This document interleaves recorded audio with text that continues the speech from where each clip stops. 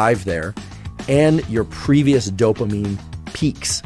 Okay? That's super important to understand, and it's completely neglected by the general language of dopamine hits. This is why when you repeatedly engage in something that you enjoy, your threshold for enjoyment goes up and up and up. But anytime I'm talking about dopaminergic transmission, or that you have a peak in dopamine, inevitably that means that you have a peak in release of epinephrine as well. Dopamine doesn't act alone. Dopamine has close cousins or friends in the nervous system, and I'll just name off a few of those close cousins and friends. Epinephrine, also called adrenaline, is the main chemical driver of energy. We can't do anything at all, unless we have some level of epinephrine in our brain and body. It's released from the adrenal glands, which are right atop our kidneys. It's released from an area of the brainstem called locus ceruleus. And its release tends to wake up neural circuits in the brain and wake up various aspects of our body's physiology and give us a readiness. So it should come as no surprise that dopamine and epinephrine, aka adrenaline, hang out together. In fact, epinephrine and adrenaline are actually manufactured from dopamine. L-DOPA is converted into dopamine. Dopamine is converted into noradrenaline, norepinephrine, it's also called, and norepinephrine is converted into adrenaline. So not only are dopamine and epinephrine, aka adrenaline, close cousins, they are actually family members. Okay, they're closely related.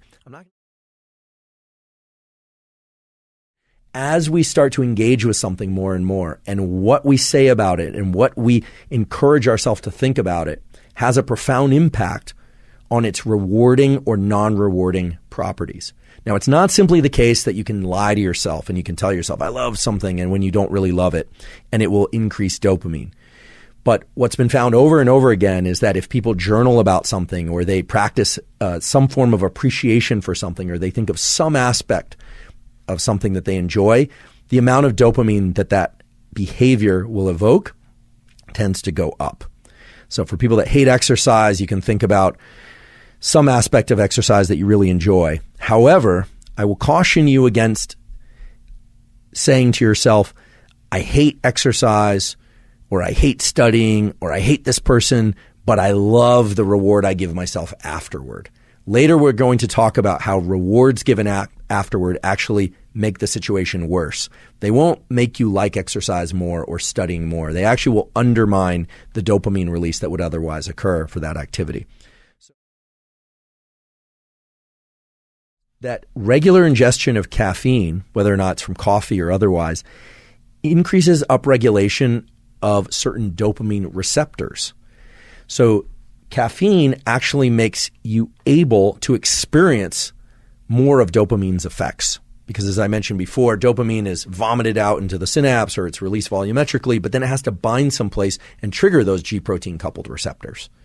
And caffeine increases the number, the density of those G protein coupled receptors. Now, sitting back and thinking about that, you might think, oh yeah, sometimes I'll notice people, at least in the old days, that it used to be a cigarette and a cup of coffee. Or when people drink alcohol, oftentimes they'll smoke. And it's well known that different compounds like alcohol and nicotine, or caffeine and nicotine, or certain behaviors and certain drugs can synergize to give bigger dopamine increases.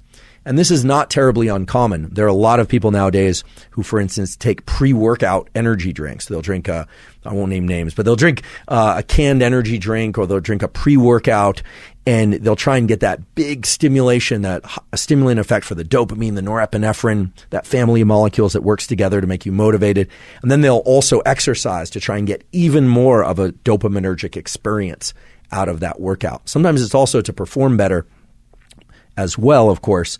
But as we'll talk about in a few minutes, that aspect, or that approach rather, of trying to just get your dopamine as high as you possibly can in order to get the most out of an experience, turns out to not be the best approach. And what you'll find as we talk about dopamine schedules is that layering together multiple things, substances and activities that lead to big increases in dopamine actually can create pretty severe issues with motivation and energy right after those experiences and even a couple days later. So I'm not saying that people shouldn't take the occasional pre-workout if that's your thing, or drink a cup of coffee or two before working out now and again. Some people really enjoy that. I certainly do that every once in a while. But if you do it too often, what you'll find is that your capacity to release dopamine and your level of motivation and drive and energy overall will take a serious hit.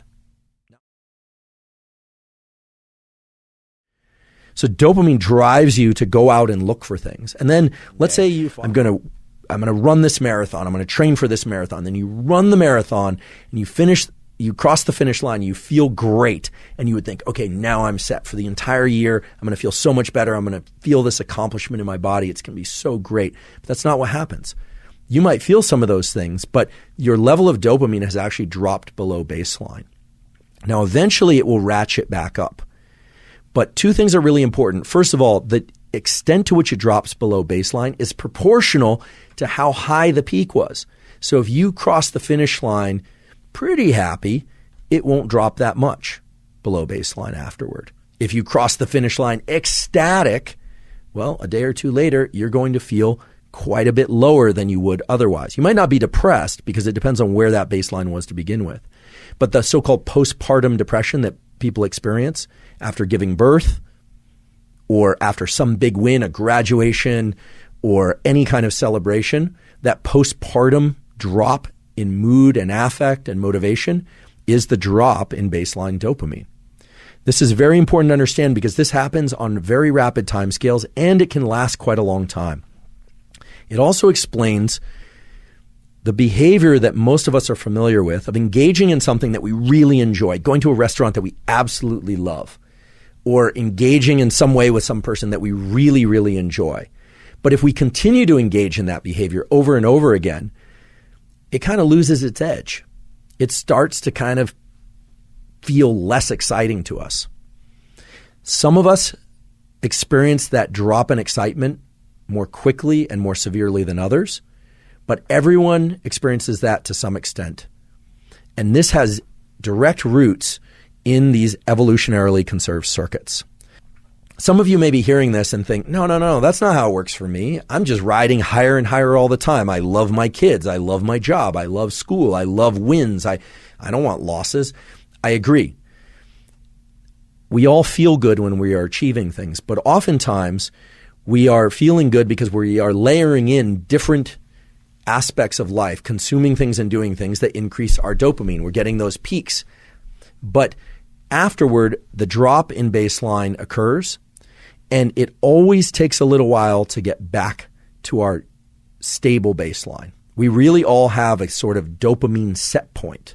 And if we continue to indulge in the same behaviors or even different behaviors that increase our dopamine in these big peaks over and over and over again, we won't experience the same level of joy from those behaviors or from anything at all. Now that has a name, it's called addiction, but even for people who aren't addicted, even for people who don't have an attachment to any specific substance or behavior, this drop in below baseline after any peak in dopamine is substantial, and it governs whether or not we are going to feel motivated to continue to pursue other things. Fortunately, there's a way to work with this, such that we can constantly stay motivated, but also keep that baseline of dopamine at an appropriate, healthy level. A previous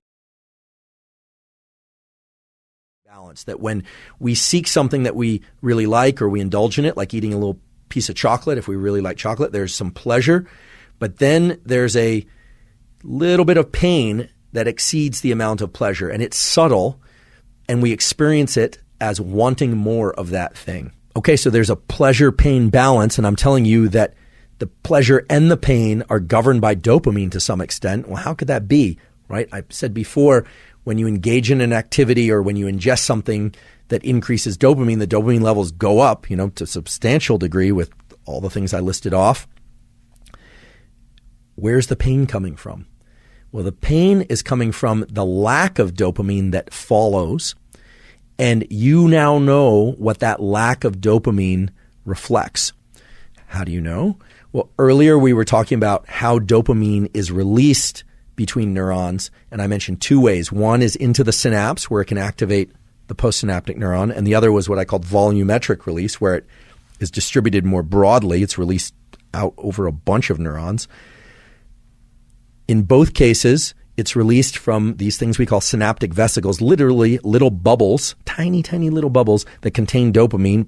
They get vomited out into the area or into the synapse. Well, those vesicles get depleted. For the synaptic physiologists out there, we call this the readily releasable pool of dopamine. We can only deploy dopamine that is ready to be deployed, that's packaged in those little vesicles and ready to go. It's like when you order a product and they say out of stock until 2 months from now. Well, it's not ready to be released. Same thing with dopamine. There's a pool of dopamine that's synthesized, and you can only release the dopamine that's been synthesized. It's the readily releasable pool. The pleasure-pain balance doesn't only hinge on the readily releasable pool of dopamine, but a big part of the pleasure-pain balance hinges on how much dopamine is there and how much is ready and capable of being released into the system. And now it should make perfect sense why, if you take something or do something that leads to huge increases in dopamine, afterward your baseline should drop, because there isn't a lot of dopamine around to keep your baseline going. Fortunately, most people do not experience or pursue enormous increases in dopamine leading to these severe drops in baseline. Many people do, however, and that's what we call addiction. When somebody pursues a drug or an activity that leads to huge increases in dopamine, and now you understand that afterward the baseline of dopamine drops because of depletion of dopamine, the readily releasable pool, the dopamine is literally not around to be released, and so people feel pretty lousy. And many people make the mistake of then going and pursuing the dopamine evoking, the dopamine releasing activity or substance again, thinking mistakenly that it's going to bring up their baseline. It's going to give them that peak again. Not only does it not give them a peak, their baseline gets lower and lower because they're depleting dopamine more and more and more. And we've seen this over and over again. When people get addicted to something, then they're not achieving much pleasure at all.